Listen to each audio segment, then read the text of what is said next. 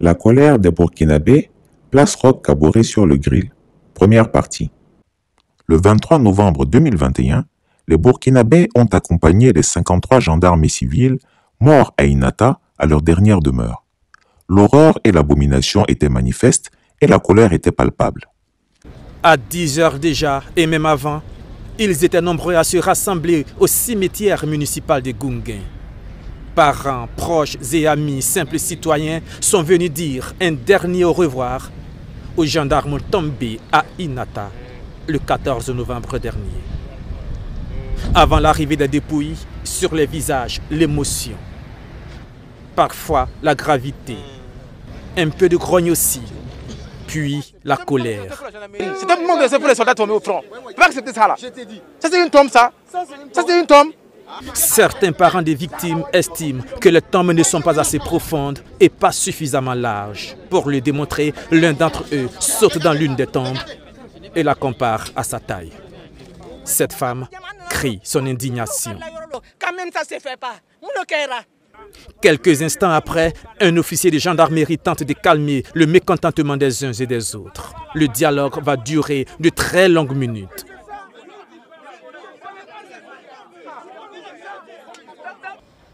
Enfin, aux environs de 13 heures, le cortège funèbre fait son entrée dans le cimetière. Les cercueils sont disposés les uns auprès des autres, recouverts du drapeau national. La foule est devenue plus nombreuse, mais le calme est revenu. La solennité du moment, le respect des mémoires des disparus s'est imposé. L'inhumation commence. Un à un, les cercueils sont portés en terre. Au fur et à mesure, les proches ressortent du cimetière. Dernier geste d'un adieu douloureux. Certains s'effondrent, transportés vers les sapeurs-pompiers. La prise en charge est immédiate. D'autres se serrent les coudes, sans doute, pour mieux tenir. Les frères d'armes, eux, sont murés dans le silence. Ici, l'expression « la grande muette » prend tout son sens. Après l'inhumation, les langues se délient à nouveau. Je suis abattue même. Parce que c'est mon grand frère que j'ai perdu. Après lui, c'est moi. Leur mission est finie. Ça fait 2 mois. Ils ont mis 1 mois dessus. 1 mois plus 14 jours. Les 14 jours qu'ils ont fait, ils étaient dans la faim. Ils ont lancé un SOS pour avoir la nourriture. Ils ont reçu le SOS, mais n'ont pas fait partie de la nourriture. Ce qui fait encore mal, c'est de savoir que tu étais en communication il y a moins de 3 heures avec un proche qui te dit qu'il a faim, qu'il a soif. Des unités d'hommes formés, capables. Vous avez vu les rangs de ces hommes, vous avez vu l'éloge qu'on a fait. Ça veut dire que c'est des soldats rompus à la tâche. Mais qu'est-ce que la hiérarchie a fait? Au total, 37 gendarmes ont été inhumés ce 23 novembre au cimetière municipal de Gounguin. Ils ont tous été décorés de la médaille militaire au cours d'une cérémonie de levée de corps à laquelle le Premier ministre et le président de l'Assemblée nationale étaient présents. Encore une fois, Roch Marc Christian Kaboré, président en exercice du Burkina Faso et chef suprême des armées, aura brillé par son absence. Au Burkina Faso, la colère et la fureur grognent désormais, aussi bien dans les rues que dans les casernes. L'attaque d'Inata du 14 novembre 2021, que l'on dit menée par Ansarul Islam, un groupe terroriste proche du groupe de soutien de l'islam et des musulmans, affilié à Al-Qaïda, a été celle de trop. Elle se serait soldée par 53 morts, 49 gendarmes, dont une cinquantaine manquent encore à l'appel, et 4 civils. Il se pourrait donc que le bilan s'alourdisse avec le temps, jusqu'à atteindre plus de 100 morts. Dans le nord, les djihadistes maintiennent la pression. Dès le lendemain de l'attaque d'Inata, le 15 novembre dernier, la déflagration d'un engin explosif a fait plusieurs blessés et un mort. Dans la province de Zondoma, toujours au nord, des hommes armés ont saccagé des écoles dans 2 villages et exigé leur fermeture mercredi 17 novembre. Le grand Burkina Faso de Maurice Yaméogo, de Sangoulé Lamizana, de Thomas Sankara et Blaise Compaoré se désagrège lentement sous nos yeux par le laxisme d'un gouvernement amorphe. Pourquoi est-ce que c'est précisément l'attaque d'Inata qui a fait sortir les Burkinabés de leur gond? Ce pays des hommes intègres, naguère paisible au point de devenir un grand dans le règlement des conflits en Afrique, est aujourd'hui en proie au péril de la décrépitude. Notons que c'est après la chute du régime de Blaise Compaoré que la situation sécuritaire s'est détériorée et depuis lors n'a fait qu'empirer dans le pays. 27 ans, de stabilité politique, développement économique, les partenaires, les investissements, l'accompagnement de la jeunesse. Pendant 27 ans, nous n'avons pas connu le terrorisme ni le djihadisme. Mais aujourd'hui, avec le changement, on pleure tous les jours nos frères qui sont des forces de défense et de sécurité. Les civils sont tués. Depuis 2015, le Burkina est pris dans une spirale de violence que l'armée peine à enrayer. Ces attaques ont fait plus de 600 morts et exacerbé les tensions intercommunautaires. Depuis le début de l'expansion terroriste au nord du Burkina Faso en 2016, 6 ans après le début des attaques, souligne Marcel Tankwano, cadre du mouvement populaire Sauvons le Burkina Faso sur RFI, nous en sommes à plus de 2000 morts, 1,5 million de déplacés, 4000 écoles fermées. Notre pays est en train de devenir un no man's land, des communes où il n'y a plus de maire, plus de préfets et où les populations sont laissées à elles-mêmes. Comment ces dernières vont se débrouiller? Est-on véritablement dans un état de droit? La question mérite d'être posée. L'insurrection qui a abouti à la chute de Blaise Compaoré était censée apporter le développement et hisser le Burkina au rang des pays émergents. Hélas, le pays est loin de relever le défi sécuritaire et de garantir l'intégrité du territoire, et pour cause. Les militaires et les gendarmes chargés de défendre le pays et ses citoyens sont mal équipés et affamés, patrouillant sur des mobylettes en face de terroristes en pick-up ou arborant de vieilles kalachnikovs sans munitions suffisantes devant les lance-roquettes de l'ennemi. Comment peut-on envoyer les soldats au suicide programmé dans de telles conditions? Le pouvoir n'a-t-il pas confiance en son armée? Tout porte à le croire. Le Burkina a longtemps été dirigé par des militaires qui savent s'y faire en matière de défense et de sécurité. C'est à croire que l'expérience du civil, qu'est Roch Kaboré, laisse percevoir des failles pour ce pays difficile à diriger. La réalité est que l'enjeu du nouveau fléau djihadiste dans la sous-région ouest africaine semble au-dessus des capacités de l'actuel pouvoir qui s'est embourgeoisé au fil du temps et est prompte à sous-traiter sa souveraineté et l'intégrité de son pouvoir à la mère colonie. Jamais un pouvoir volontariste ne laisserait l'outil de défense exsangue et dépourvu du minimum nécessaire pour mener la guerre et la gagner face aux terroristes.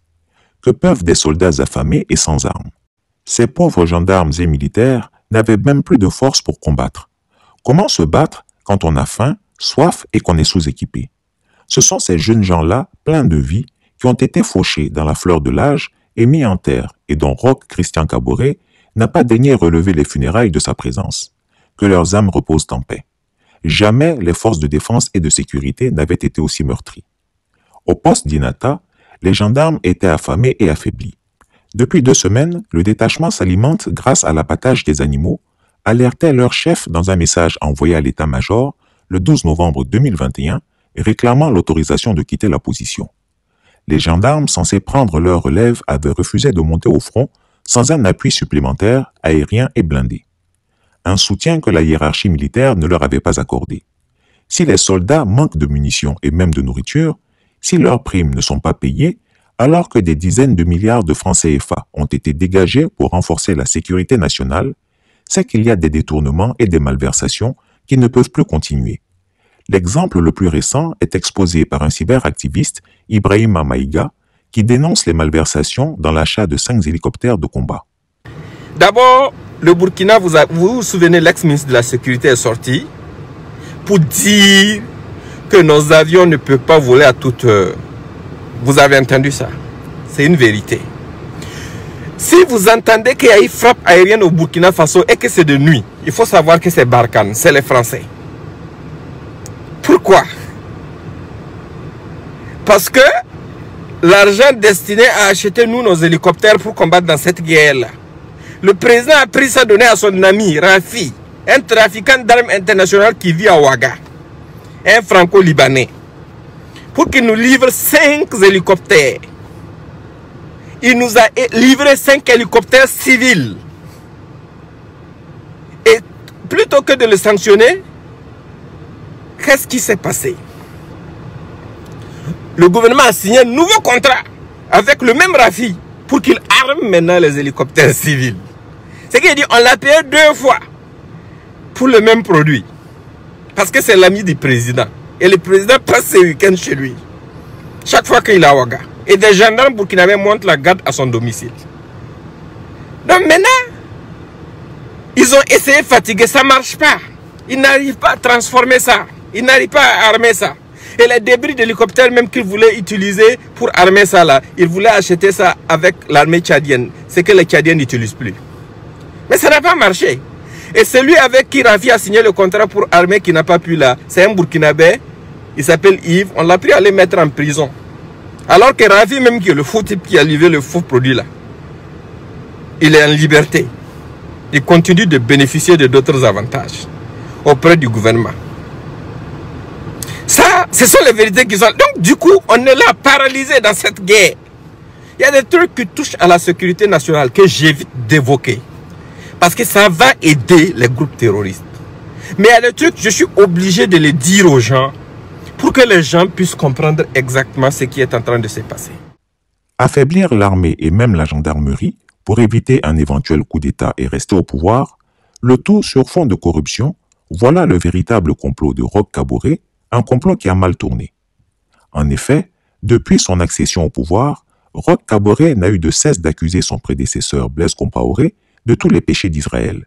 C'est une tactique classique, bien connue, qui consiste à accuser pour mieux cacher son incompétence. Écoutons-le lors d'une interview récemment donnée en Allemagne. Vous parlez vous-même de votre prédécesseur, Blaise Compaoré. Il y a des rumeurs que l'ex-président burkinabé aurait eu des liens avec des terroristes et que c'est justement à cause de sa chute maintenant que le Burkina Faso souffre du terrorisme. Qu'il y ait eu des liens, je pense que ce n'est pas des rumeurs, c'est un fait établi maintenant. Est-ce la raison pour laquelle... Mais non, mais le Burkina Faso a bénéficié de la paix sociale pendant des années parce que, quelque part, nous avions un deal qui était là. Ça me semble évident. Maintenant, concernant la suite, je dirais que, comme on a dit, c'est du fait qu'il y a eu justement ce genre de situation qu'on est en droit de se demander pourquoi aujourd'hui le Burkina Faso est-il plus sensible.